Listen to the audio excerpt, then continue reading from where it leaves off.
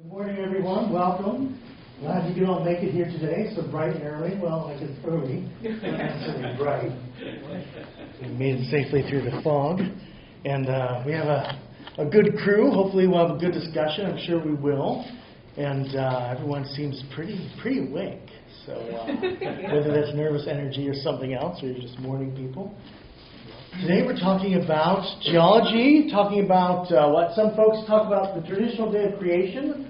Did Christians ever see 4004 BC as the traditional date of creation? That's what we'll be talking about today. Where does the idea of deep time come from? Deep time is the idea that the earth is extremely ancient in terms of millions or billions of years old, and was seen as something that was an affront to Christian doctrine, to traditional Christian doctrine.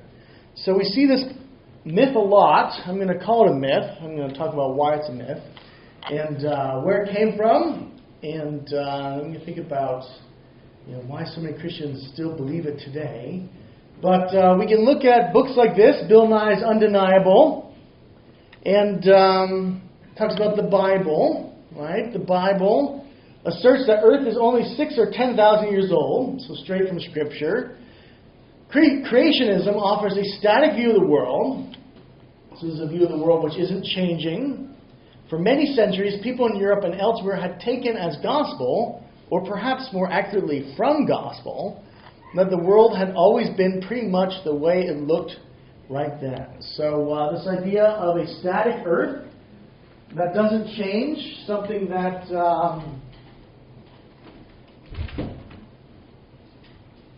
doesn't allow for progressive history, change through time, is linked straight to the Christian scriptures according to Bill Nye. Christian view of Earth, 10,000 years old and static. Bill Nye also says, James Hutton, who's the hero in this picture of reality, James Hutton had an idea called uniformitarianism. And it was quite a departure from what Hutton's contemporaries believed. Now, Hutton is a deist / agnostic / atheist who has this uniformitarian idea, and he's using Hutton as a counterpoint to Christians at the time. And he says, well, it was a departure from what Christians believed at the time, and creationists today still do believe. By the late 1830s, people were actively speculating on the philosophical and scientific consequences of a very, very old Earth.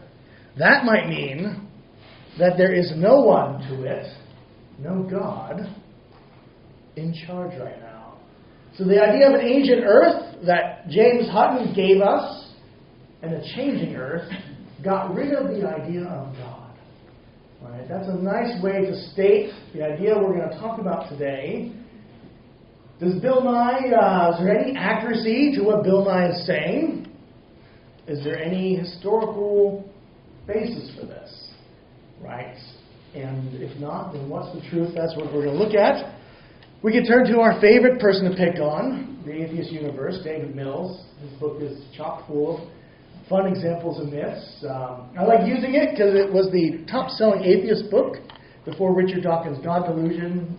Dawkins gives it his thumbs up and says it's an admirable work.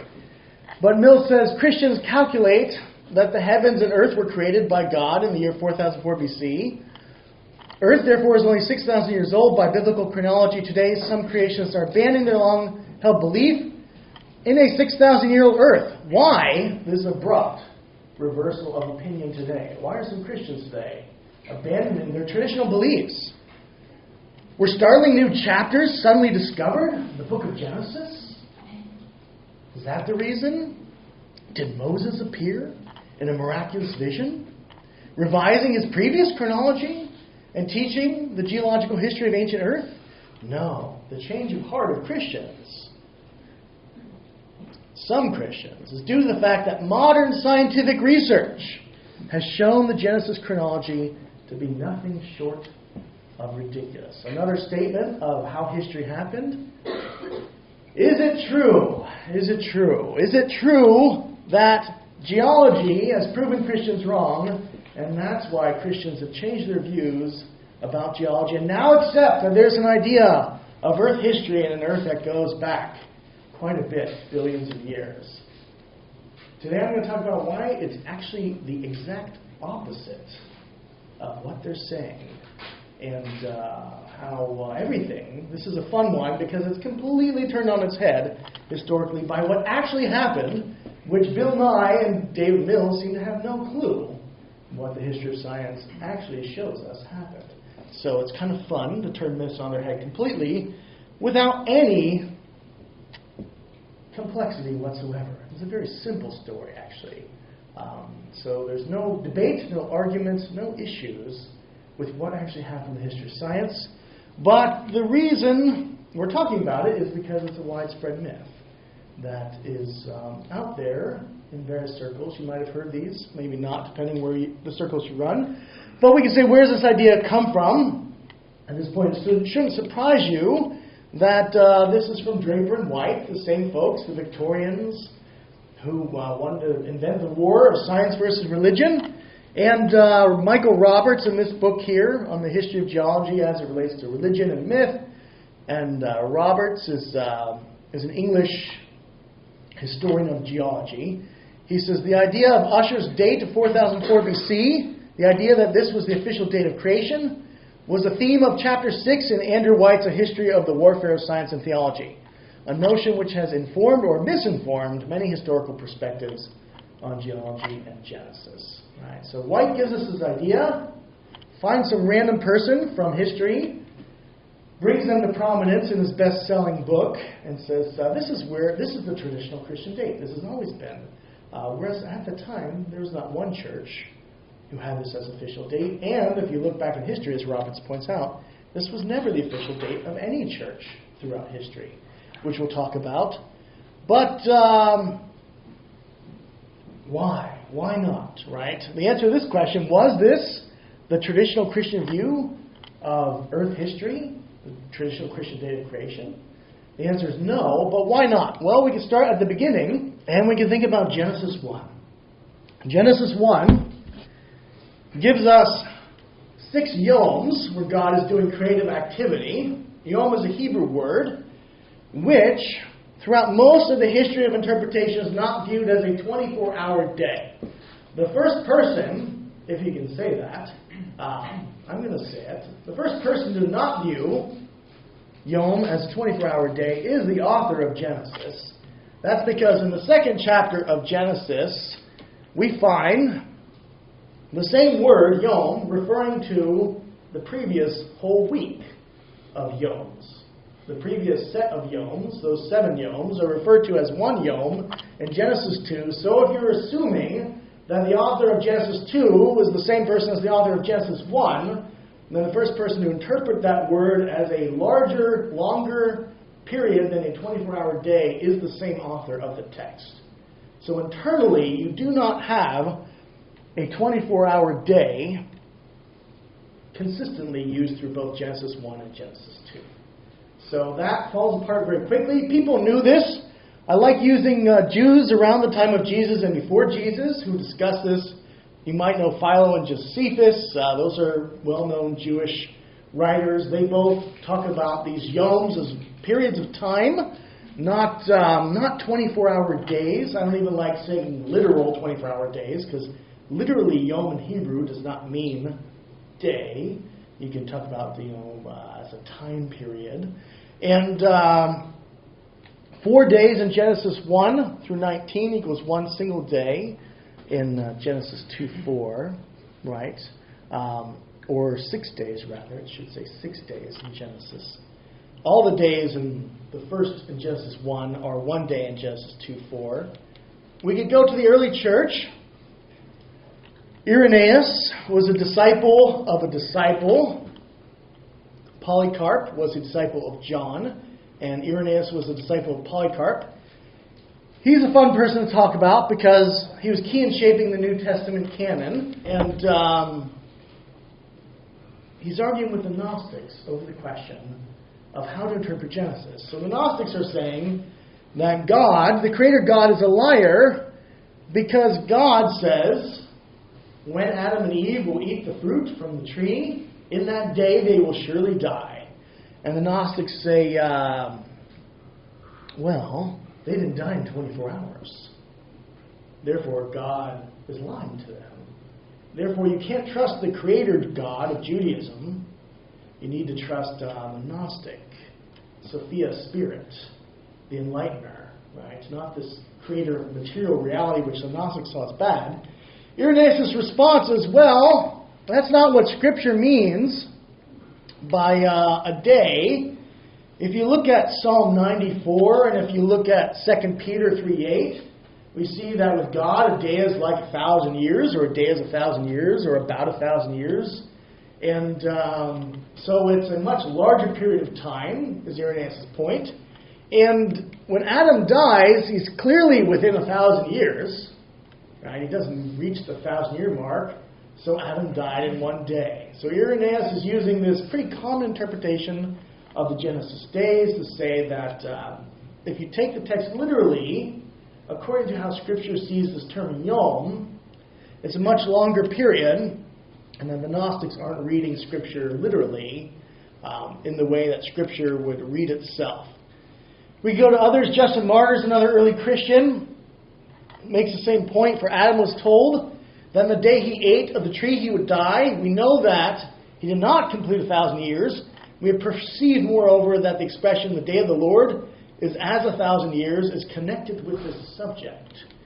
And Cyprian of Carthage talks about the 7 days of the divine creation containing 7,000 years. So we're beyond the 4004 BC, even in this very early period of the church, not seeing these as literal days. 1,000 years is a long time to these folks, right? If you think about 1,000 years, well, that's before there's even civilization as far as they're thinking. And so to talk about 7,000 years before them, well, that's a very long time. They don't have any knowledge of geology. They don't have any good reason to think Earth should be older. No good data. But they're willing to see these days as long periods of time. Some people would say, well, they could be longer than 1,000 years because it's like 1,000 years. The point is, these days are not normal days. They're long periods of time. And many others repeat this, seeing the literal meaning of Genesis. The days in Genesis as long periods of time, not subdivided days, but God-divided days. Augustine talks about, we can't understand what these days were. They were appropriate to how God divides them. Who knows how long it takes to create things that God created in these days? Right? We don't know how much time things took, so we shouldn't focus on how much time. We know that God did it in a sequence. We know that it was a progression. And we know that each stage set the scenario for the next stage in these days, in these yoms, in these periods. In these phases, some contemporary Hebrew scholars like to translate these as phases. So phase 1, phase 2, because each phase prepares the way for the next phase. So we can say, okay, well, as a result, interestingly, through most of history, this idea of 6 24-hour days was not at all the consensus view, not even the majority view of interpreters of Genesis 1. And some thought later on, they thought, well, maybe things were created in Genesis 1. God created everything, and then things were formless and void. And that's a view called the gap theory, that something happened, but there's this big period of time. But these different views of Genesis were the majority long before there was any geology to talk about, right? And so you have this in commentaries like John Wesley's Genesis commentary, holds what's called the day-age view. We find this in popular compositions by Handel and Haydn with pieces of music. They're holding this view. And we can say, okay, well, the Christian interpretations of Genesis, therefore, act as a barrier to geological discovery. That's the claim.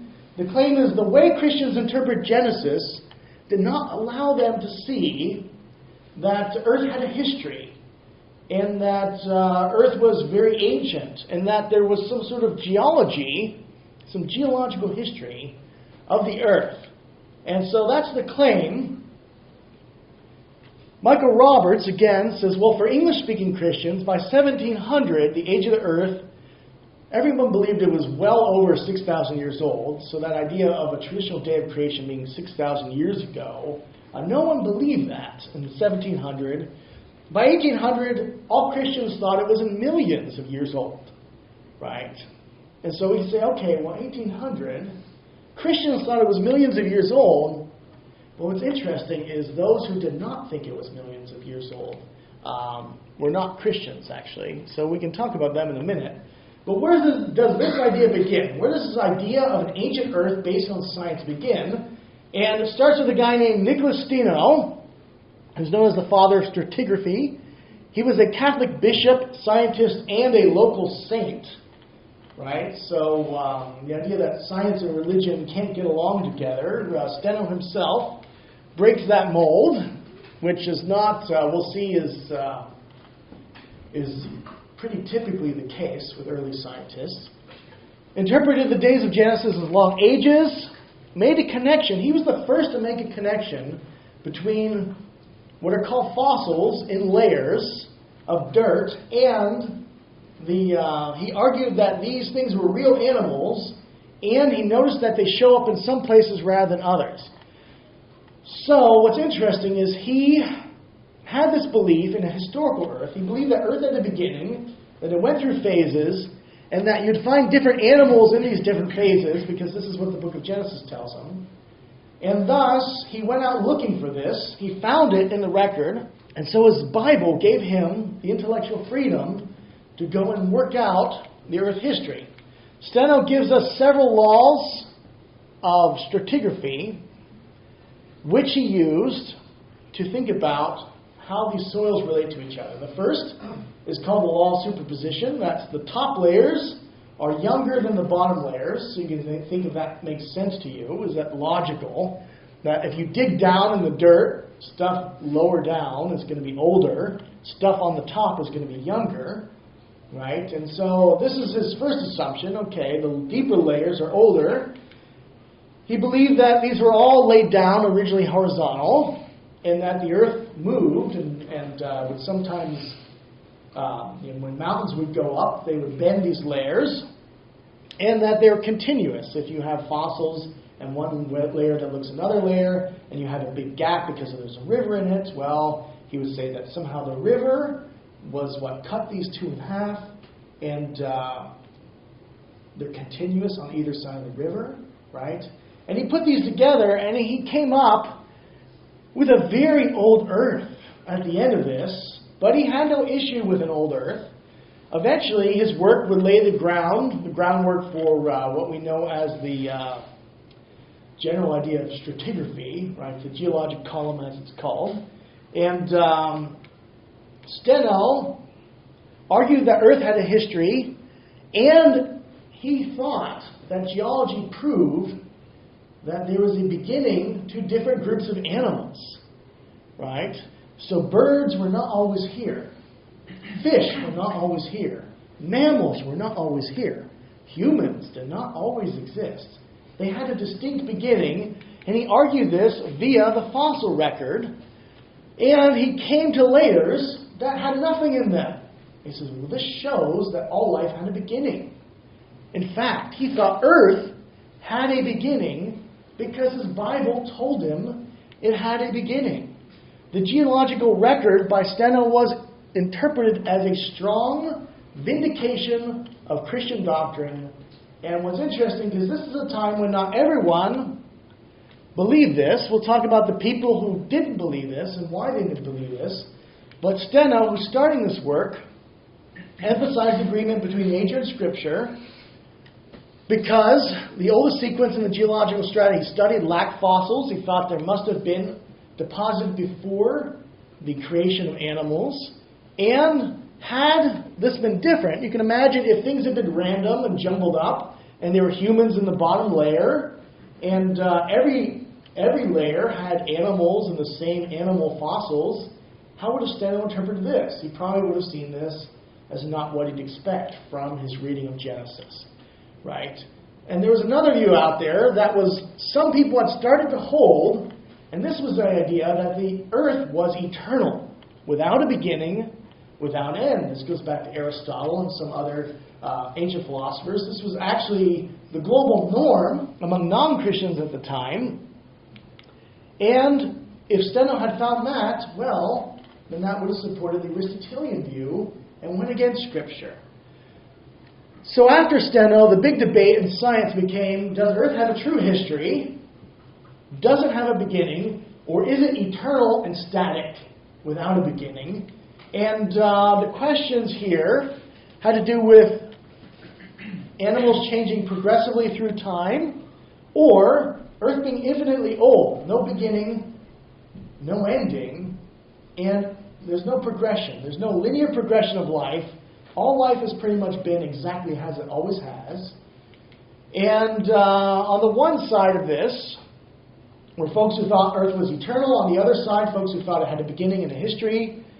During this period, there was no conclusive evidence to demonstrate one side or the next. So theology, or the lack of theology, played a key role in this debate. Martin Rudwick calls this a clash of theologies. Between deism and atheism on the one side, those were the Aristotelians. People who thought the earth was eternal were atheists and deists, and the Christians who thought earth had a beginning and a history on the other side. So this is one of the first arguments between atheists and Christians over the question of earth history. And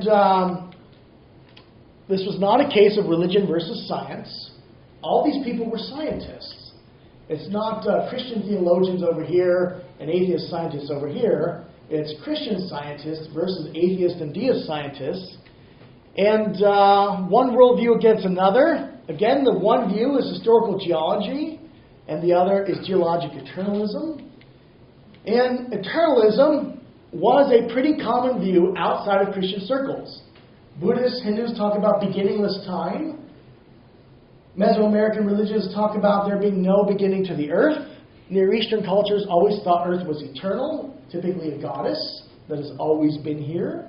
No creation of the earth, right? This is a radically different view than the Christian view, but it's pretty common in the ancient world. It's pretty common in the non-Christian world. Among philosophers, Aristotle argued for this, that earth was eternal, without beginning, without end. And Rudwick talks about this as the global cultural norm, with the Hebrews being the one exception to this rule. So what about James Hutton? Is Bill Nye right about Hutton discovering the ancient earth and earth history over and against Christians? Was Hutton right about the age of the earth? Well, Hutton was an eternalist. Hutton said there's no progressive history, there's no beginning, there's no end, it's all uniform, right? That it's cyclical. And Hutton didn't believe Earth had a beginning. He didn't believe that one phase would be different than another phase, but maybe locally, but not in the long run. Everything repeated itself. Planet Earth is eternal, no beginning, no end. Its processes and basic features are essentially the same forever. Soil erodes, it gets deposited forever. Mountains go up, mountains get eroded forever. Right? Different mountains you will see. Yes, these mountains weren't always here, but the processes continue forever cyclically. And the present's the key to the past. He's an Aristotelian arguing for essentially what's known as the eternal present. The present processes and features are the way they always have been. Right? And this view was quite widespread at the time. Earth had no beginning according to this view. People who said it did have a beginning were doing theology. This is mere religious speculation that can't be observed. And the idea of a geologic beginning with progressive history, history that doesn't repeat itself, was seen as something that was clearly contradicted by what you can observe. So you think about you're observing the earth. How can you tell whether it had a beginning? Like these Christians are arguing. They argued it didn't. And they assumed also the uncreated eternity of various human races or some sort of rational creatures. Humans did not go back to one family in this view. Right? Races were eternal. There's no history of origins. Animals were eternal. There had never been a time when Earth was without humans in this view, and there was no radically non-human world before humans. So you think about, now we all think about the age of the dinosaurs. a time before humans. This was unthinkable at this time. An age without humans, according to the eternalists, right? And the eternalists, by denying any periods in the deep past have been distinctive in their organisms or anything else, Hutton's eternalism denied that Earth and its life had any true history, right? So there's no true history in this view. But this was actually the most popular view at the time of Darwin among atheistic and non-Christian geologists. This was the popular view. Darwin himself was not an atheistic geologist. He was actually a Christian being mentored by another Christian geologist who we'll talk about in a moment. And that was key for what he was doing. And, you'll see how this comes together in a moment. So deists and atheist scientists argued for an uncreated eternity of the earth.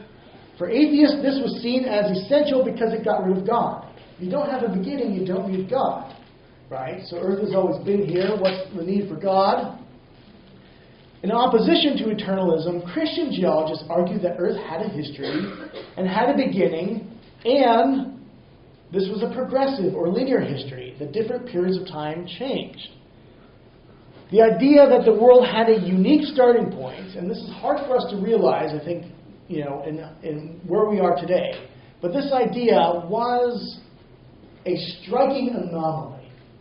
When we think about the history of the world, what people typically believed in terms of earth having a beginning or not, this idea that you get from Hebrews and Christians, right, Judaism and Christianity, is a striking anomaly. And historical geologists assumed humanity, the earth, and the universe had a true history with an irreversible arrow-like direction to it.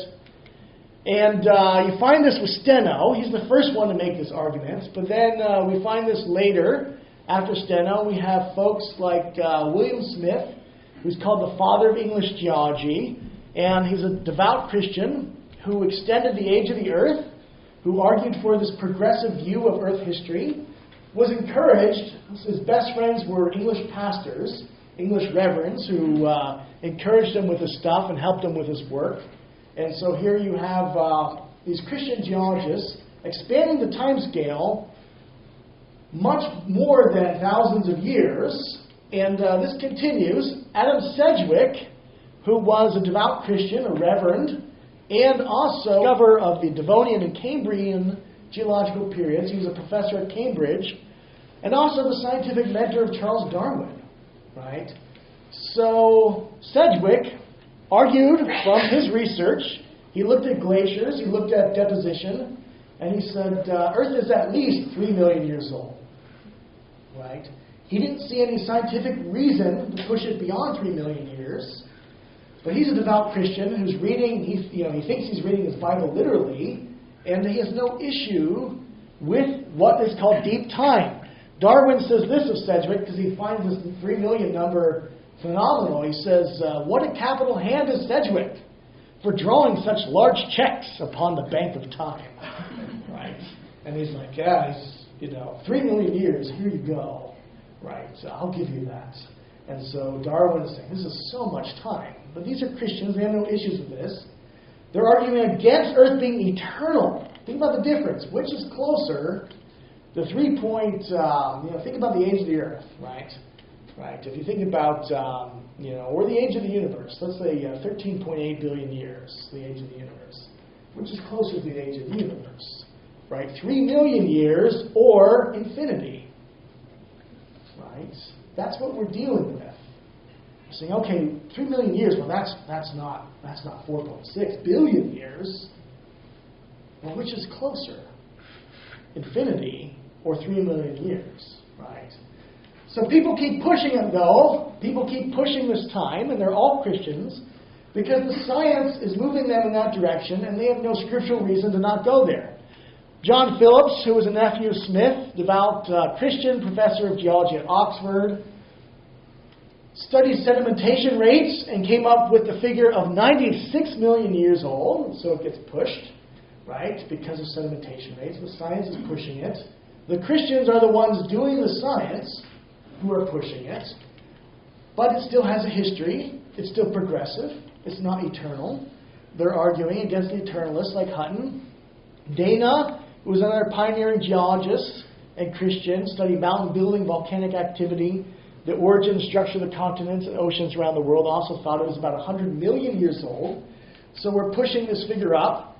And then William Buckland is the first to give a full account of a dinosaur. Another clergyman who's an Oxford geologist, paleontologist, and he talks about the Earth as millions and millions, right? So maybe even into the billions. And so we're into the billions with Buckland, potentially. And he said there's evidence, clear evidence, that there's a period before life existed. And primary rocks with no trace of fossils. This was enough to indicate an origin within time and hence to refute the hypothesis of an eternal succession of causes. All these folks are trying to refute eternalism of Hutton and Lyell and others. Right? These are the Christians trying to prove that Earth had a beginning because this is what they believe by faith before they're looking into the science. But they find their science is supporting their faith assumptions. Buckland thought we had enough evidence to completely refute atheists from geology. He thought it was absolutely clear Earth had a beginning. The only people out there that say Earth has a beginning are the Christians and the Jews, and the Muslims too, right? But they're talking about Christians and Jews, and they said, okay, our Bible says Earth has a beginning. Your Aristotle says it does not. We have evidence to show it has a beginning. Therefore, Christians win, atheists lose. End of story. Thought evidence from geology refuted not only atheists, but deists. Some deists were also eternalists. And for Buckland and others, the idea of a progressive phases of life through time, as they saw in the fossil record, absolutely lined up with Genesis. Right? These periods of time where God creates different types of life, they thought absolutely lined up with what they saw in the fossil record. But the eternalists were not convinced, right? Lyell is after Hutton, and Lyell is still thinking, the stratigraphic record shows no progressive trend. You're just cherry-picking, Buckland. You want to see progression, because you want it so badly, because your faith requires it. But it's not there, right? This is all in your head, this progression of fossil layers. Eternalists continue to argue that fossils were randomly distributed throughout the layers. There is no progressive trend. So atheists continue to argue against this well after Buckland. Right? And history continues. Data keeps coming in. Christians keep arguing, no, there is a progression of life on Earth did have a beginning. Atheists keep arguing it didn't. Until you get to a point in the 1900s where all of a sudden our historical memory completely gets erased. And then by the 1960s, you have the arguments of atheists being used by Christians over and against atheists who are using the arguments of Christians.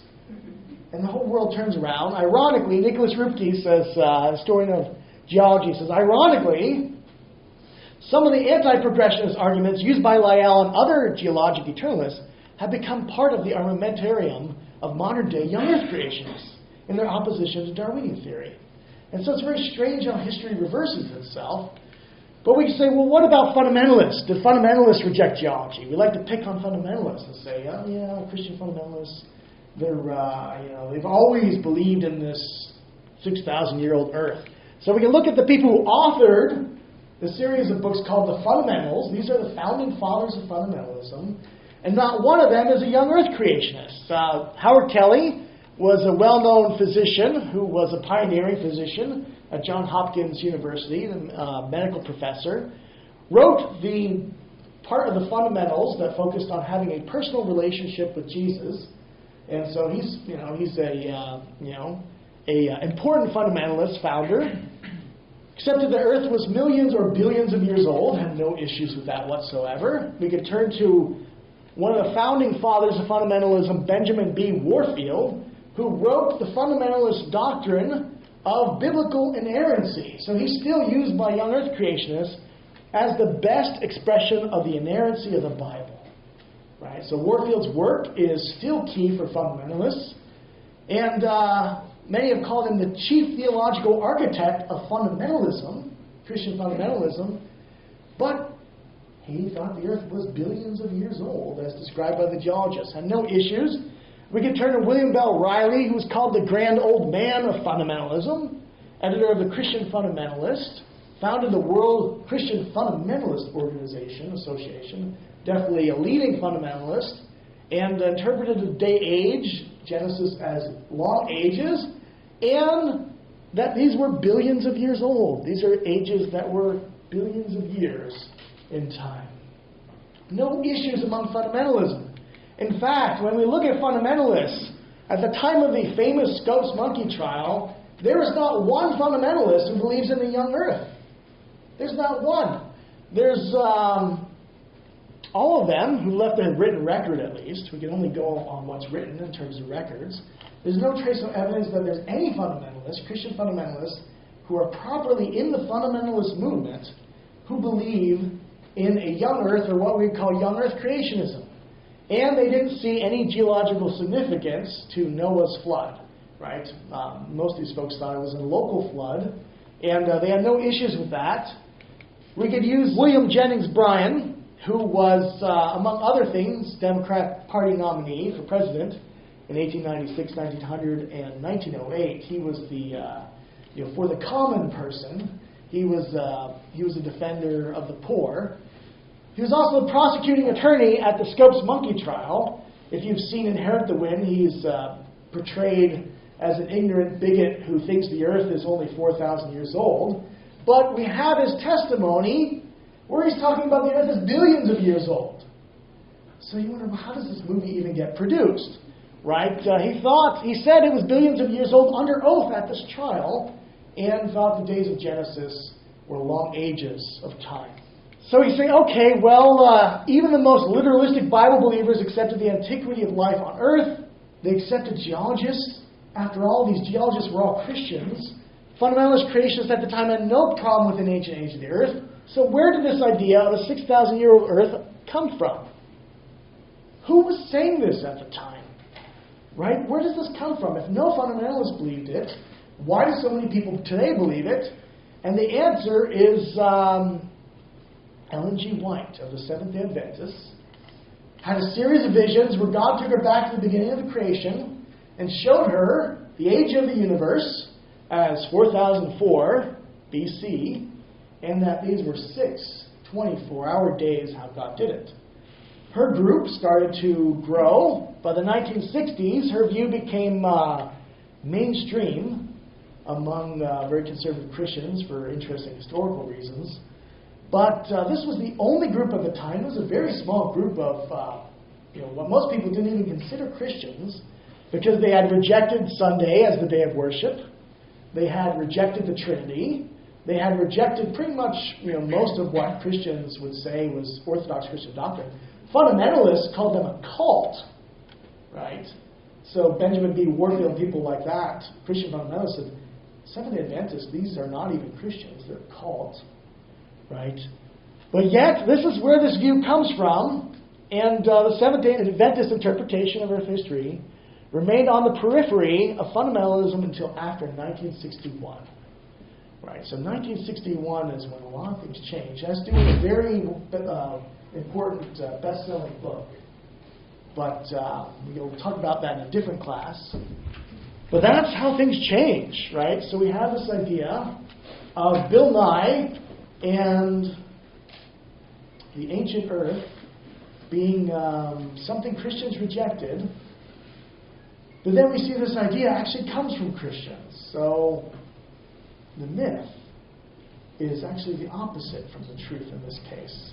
So we can think about this, and I want us to split up into groups of 5 or 6. Please make sure that everyone has a chance to speak in your groups. Go around. It's always good to go around once and hold your comments until everyone gets a chance to speak. If you want to say more, right? Try to make sure everyone gets a chance. Couple questions. Do you think anyone today would cite historical geology or the fact that the history of Earth is linear with a beginning? Do you think anyone today would use this as a argument that proves atheists are wrong? Right? Do you think anyone would use this today as an argument in support of a creator God?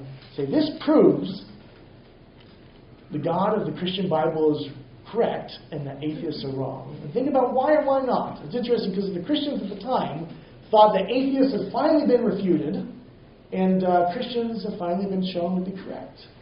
And today I don't know if anyone's making that argument. Maybe you do.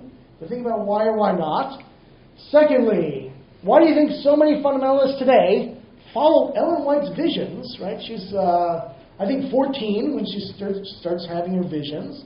And 16, I think, was the one when she had this vision of the ancient earth. She was very charismatic, had a large following. Why do you think fundamentalists today follow her visions rather than the founders of fundamentalism, theologically, which all accepted that the earth was billions of years old? Right? Why do you think that's the case? And if other things come up, we can talk about them too. But make sure everyone gets a chance to talk. See what you think of these two questions, and then we'll talk together.